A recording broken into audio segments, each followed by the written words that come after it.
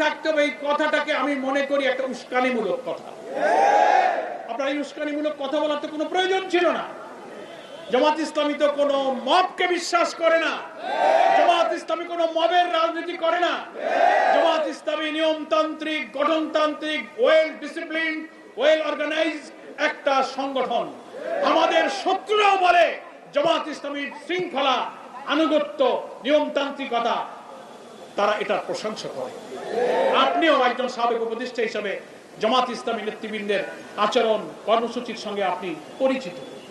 আপনি কেন হয়তো কোনো কিছুই তো ঘটেনি, সিম্পল আমরা আপনার এই বক্তব্যের একটা জুডিশিয়াল ইনকোয়ারি দাবি করেছি। তা আমরা তো দাবি করতেই পারি। এত বড় একটা ইঞ্জিনিয়ারিং হলো, আর আপনি বললেন যে আমরা এই স্পেন স্টিমে আসতে দেয়নি। আপনার কথাই তো সাক্ষী দেয় যে আপনি আমাদেরকে নির্বাচনে মেজরিটি হতে বাধা দিয়েছেন। তবে আমরা